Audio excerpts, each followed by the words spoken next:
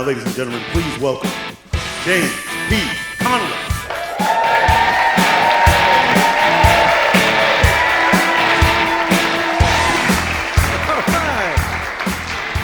Yeah, all right. It is good to be back, Oceanside. Good to be back. By round of applause, how many people here were from my last comedy taping? How many people here?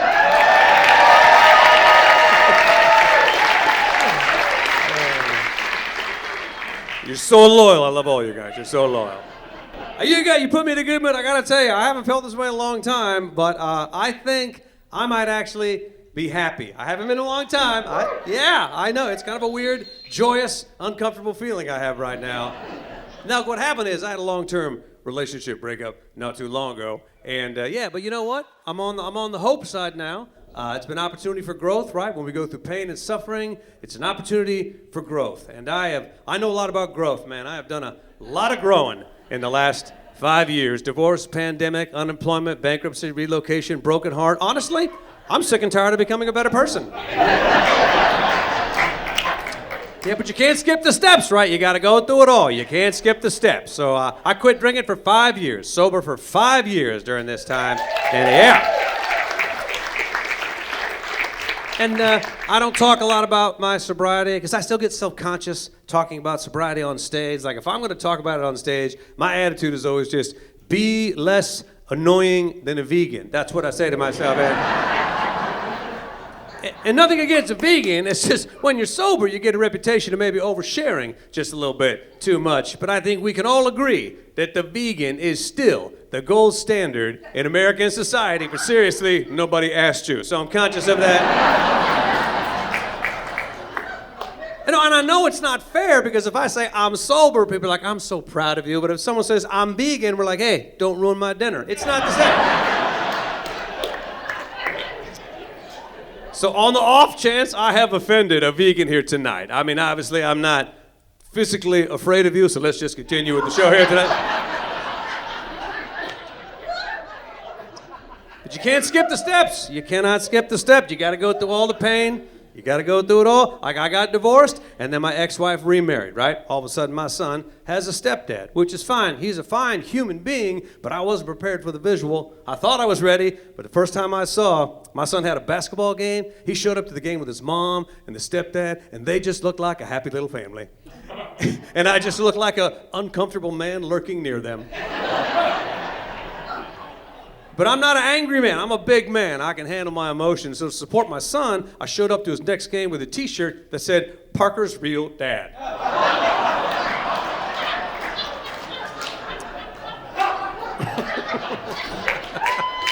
Thank you, my brother. I appreciate that. It's hard to be a comedian and a parent in those situations, man. It's hard. Well, there's two different parts of our brain, very highly developed. We have a comedy brain and we have a parent brain. What happens is sometimes is comedy brain will actually leapfrog parent brain and make a decision that parent brain should have been on duty at the time. Like, when my son was really little, he lost a tooth one time. He was really upset. And he came to me and he goes, Dad, will the bleeding stop? And of course, as a parent, you're like, you're gonna be fine. And the comedian in me was thinking, you might want to get your affairs in order.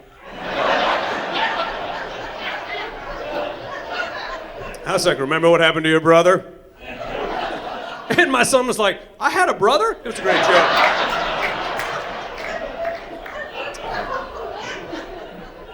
He's older now. I have a 13-year-old child, a 13-year-old human living among me. His current obsession, cologne.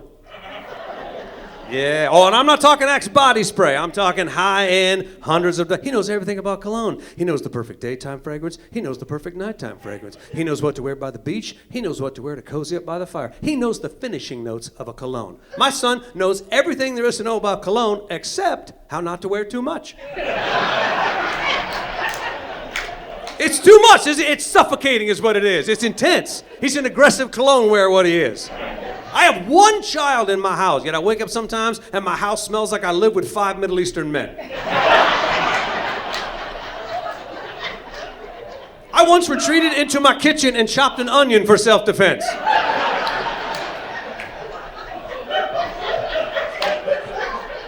And I thought about lighting a candle, but fire requires oxygen to burn. There's no oxygen in my house anymore.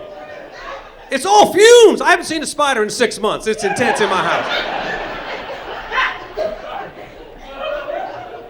And his friends are into it too. They're all into it. You know why? Because they all listen to the fragrance men of TikTok. The fragrance men of TikTok teach young boys that they have to go find the hot new smell. So they all wanted to go to the mall to sample cologne. I took 4 13-year-old boys to the mall. They went to every single department store. They found every single cologne. They put it all on their bodies at the same time.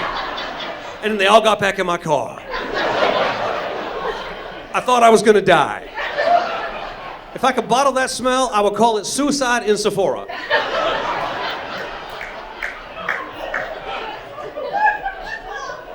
And somebody asked me to describe my son. They go, well, he's like 5'9", 145. They go, no, what's he into? I said, oh, well, he's into cologne and money and clothes and gold chains. And I'm hearing myself describe him. I'm like, he is like a fur coat away from being a pimp.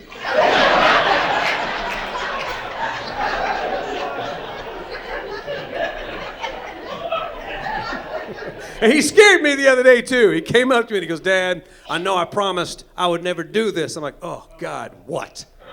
He goes, I think that my hair is long enough to grow a mullet. I said, hey, all right, buddy, then stand back to be mocked because the world is a cruel place. And you better figure out what you're going to say, because I know what I'm going to say. If somebody makes fun of my son in my presence because he has a mullet, I'm going to say, that is not my son.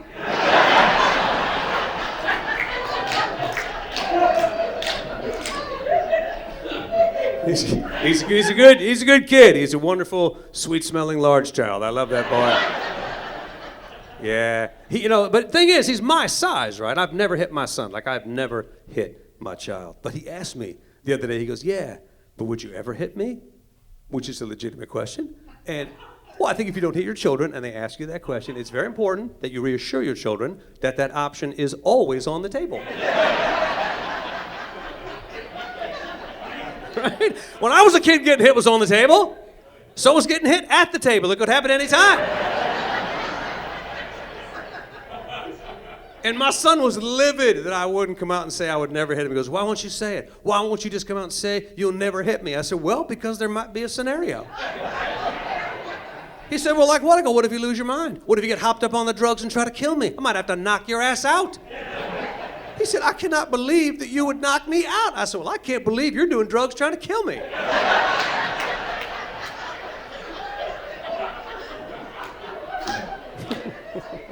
My parents hit me, but guess what? I love my parents, right? Yeah, I love them. My mom's still alive. She's in her 80s. What am I supposed to do? Hit my mom? No. But I keep the option on the table. I'm not...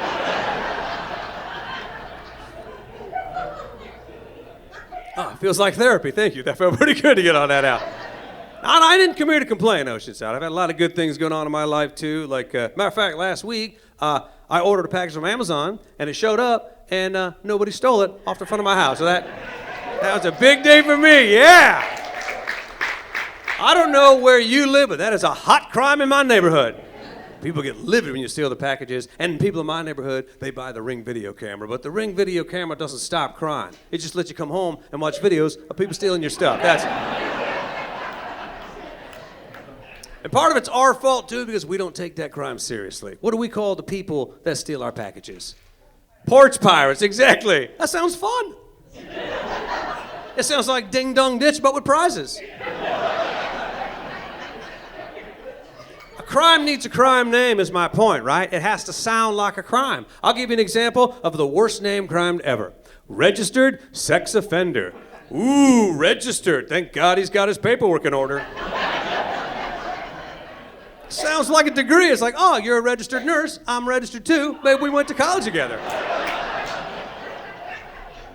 It's a horrible crime. It shouldn't sound like something that a sex offender should aspire to. So, you're not registered? Better get out there, man. You're going to lose your perks. I've seen it happen.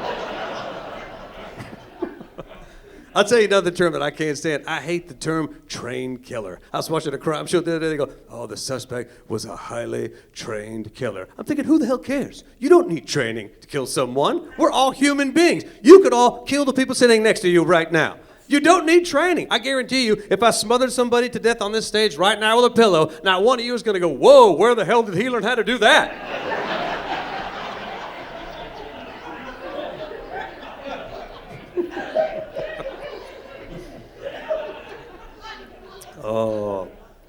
I just can't believe I wasn't ready for the idea of being single again in my 50s and have to face the concept of possibly dating again. I don't know if anybody here has even thought about or done the dating in your 50s. Your younger comedians talk about this, but I'm going to tell you something, man. Just the idea of dating again, and I haven't even done it. I just leaned into the idea. I just opened my heart to the possibility. All I did, I just Googled over 50 singles, and Google came back with, did you mean over 50 with shingles? I'm like, no, why?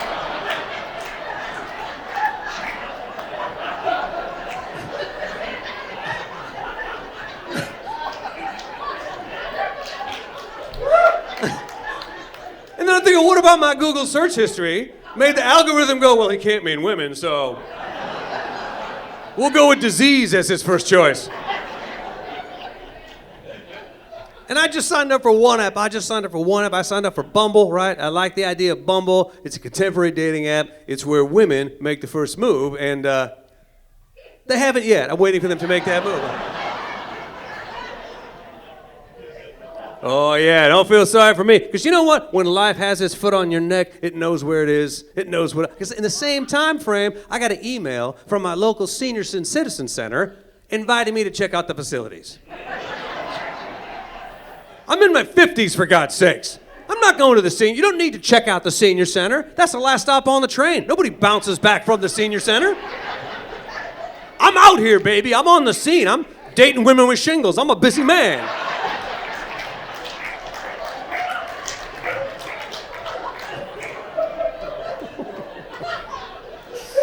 They want me to take classes at the senior center to improve the quality of my life because they know me so well. First class they offered me, core strength. Strengthen my core, improve my balance and my posture so I can sit down in a chair unassisted and then stand back up with ease and confidence. The other class was learn how to be a DJ, but by that they mean learn how to make playlists on Apple and Spotify. So you can DJ parties for your friends. I can't wait to be that DJ, man. I'm going to drop the kind of beat that makes you want to jump up out of the seat, but then sit back down, unassisted, with ease and confidence. Because they got those ripped old people muscles they work on. Then I got the letter in the mail. I got a postcard in the mail. Have you done your estate planning? Have you thought about doing your... No, I have not done my estate planning because like a lot of people in this theater, I have a certain lack of estate is what I have right now. I don't really have an estate. I have a stuff is what I have. And I'm not going to spend $1,000 on an attorney just to bequeath to one child the crap you see before you.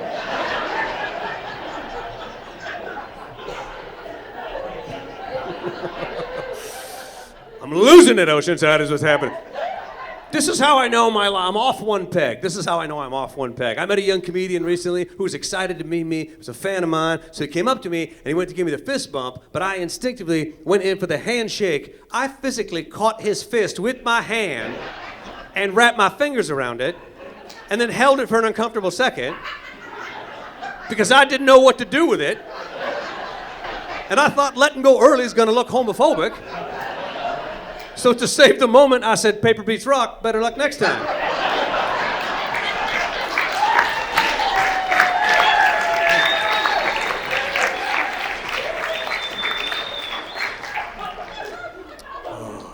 I've had people suggest to me that maybe what I need to do is get a pet, right? Maybe I should get a pet during this time in my life. I had pets. I love animals. I had, when I was married, we had 2 dogs and my son, and not that he's an animal, that came all wrong, but we had the 2 dogs, and then all of a sudden, at the time, my ex-wife, she said that she wanted to get a cat. And I said, I do not want to get a cat. But we didn't fight about it. We respected each other. We just decided we would agree to disagree as to why we got the cat. I hated that cat. It's a nocturnal predator. She introduced a nocturnal predator into my sleeping ecosystem. Every time we turned the lights off, that cat would transform from a cute little kitty into a paramilitary psycho pussy. Every night at 3 a.m., that cat would initiate Operation I Believe You Slept Long Enough.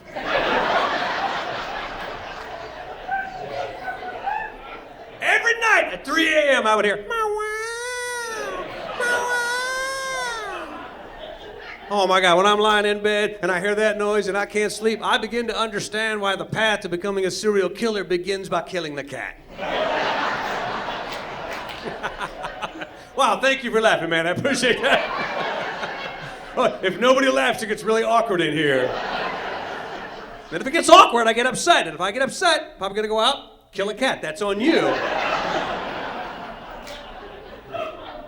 Of course, the cat needed surgery, so I spent $3,000 on that cat.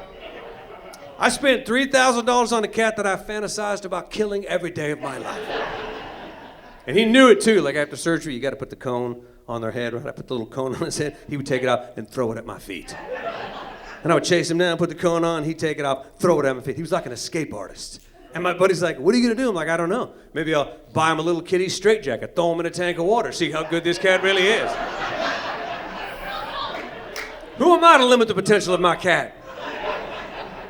You know what that cat would do to piss me off? He'd go in the backyard, he would throw dirt on the cement, then he would pee on that, then he would put dirt on that, then he would poop on that, then he would put dirt. Every day I woke up to a 3-layer homemade kitty crap mud cake in my backyard.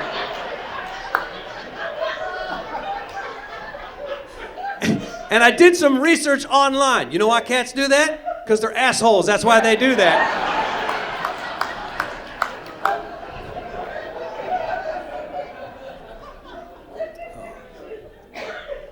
The only thing that's kept me sane recently has been travel. That's the only thing that has kept me moderately sane. And like during the pandemic, I got claustrophobic. I had to get out of town. Like I needed to drive. I don't know about you, but I just said I was going to drive, go to the desert, get some breeze, some fresh air. I made it all the way to Four Corners. I don't know if you guys know Four Corners, right? All right, you got 4 states, 1 corner. You can stand on them at the same time. Arizona, Colorado, New Mexico, and Utah. And I got there, I thought, they should build a 4 corner store. Because then you could buy gun, weed, meth, and marry 3 women at the same time.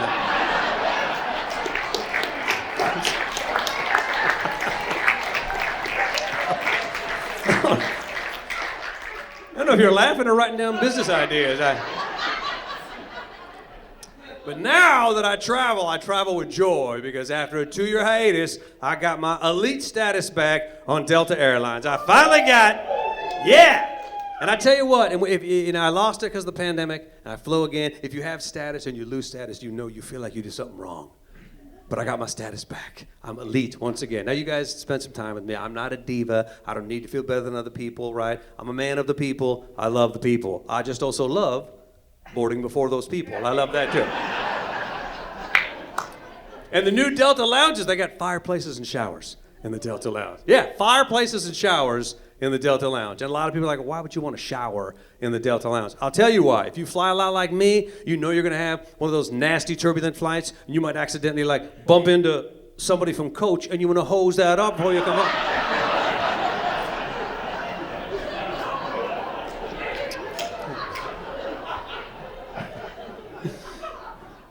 But my focus now, while all this is going on, is just being a single dad. That's my focus right now. Just finish raising that large, sweet-smelling child of mine. That's my focus right now.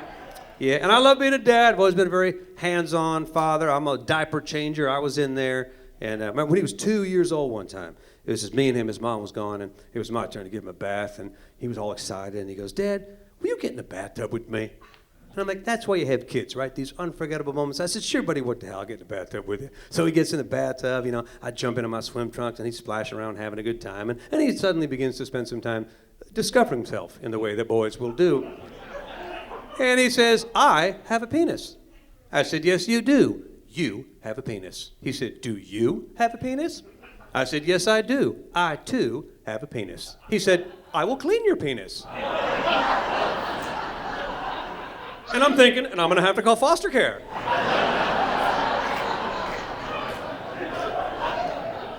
And then all of a sudden I became a cop. I was like, "Put down the wash rag and put your tiny hands in the air where I can see you. You have the right to remain on your side of the tub, little man. Anything you say will be used against me in a court of law." But he stands there with the wash rag like, "Come on, I do you, you do me." I'm like, no.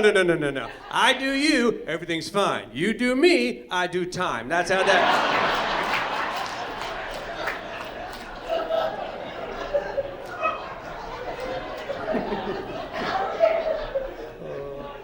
Yeah, he gets a very different world growing up than I did. My son is raised in a very different world. My parents were very Catholic. I was raised in a very Catholic household, and a lot of rules in Catholicism, right? got a lot of rules to follow. But then my parents got a divorce, and then the Catholic Church asked us no longer come to Mass. Then my father got his marriage annulled to my mother, and then I no longer existed in the eyes of the Catholic Church. So I was raised Roman Catholic, but then they chose not to renew my contract option, so we're all God's children, but terms of service can be adjusted at any time. But then in high school, I learned about Greek mythology, and I'm like, that is how humans should worship a god, right? They partied, they got drunk, they had sex, they fought, and they were gorgeous. The Greek gods were gorgeous. Like if I said you look like a Greek god, you know that's a compliment. No one's ever said, you look like a Christian god. Well, if they did, it probably just means you didn't shave and your man bun came undone. Now, some of you are obviously uncomfortable that I'm comparing mythology to religion, and you're technically correct. You cannot compare mythology to religion because mythology is crazy stories without facts.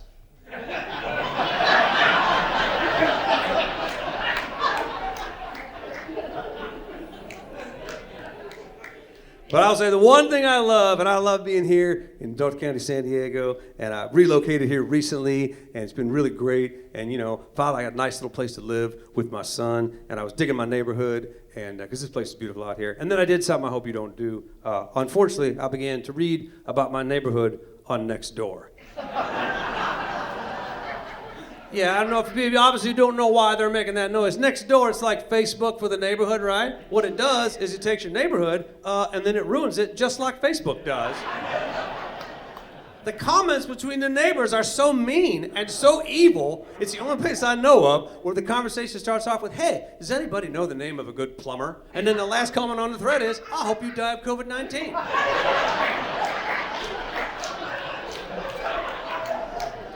And it's a snitch app too, right? It's a snitch app. Nextdoor is a snitch app for your lazy neighbors to rat you out from the comfort of their home. In my neighborhood, every week there's a woman standing in her kitchen window. There's a man in a car outside my house. He does not look like he belongs in our neighborhood. I'm gonna call the cops. Hashtag be safe, everybody. 5 minutes later, there's a second post. I'm sitting in my car. There's a crazy woman in a kitchen window texting at me right now. I don't feel safe in my neighborhood anymore. But where I live, everybody loses their mind if somebody spots a coyote. Oh my God. I don't know where you're from originally, but in Southern California, if an animal walks down the street without a leash, oh my God, they act like a chupacabra through the neighborhood. These people, they talk about the coyote like it's a mythical creature that no human has ever seen before. They're like, oh, I hear a coyote can jump a 40-foot fence. I hear coyotes break into our cars and steal catalytic converters.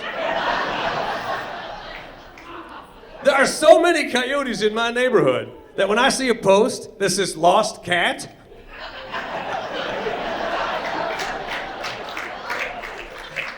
I like to think that the coyotes have their own Nextdoor app.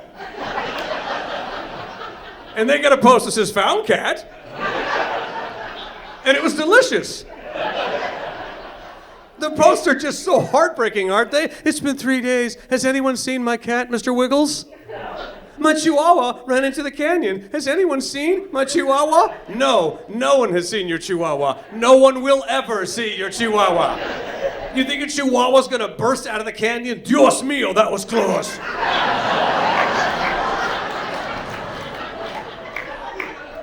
I don't know if you knew this, but there's a lot of freaking coyotes in there. And I am not faster than a coyote. But I was faster than Mr. Wiggles, God rest his soul, so.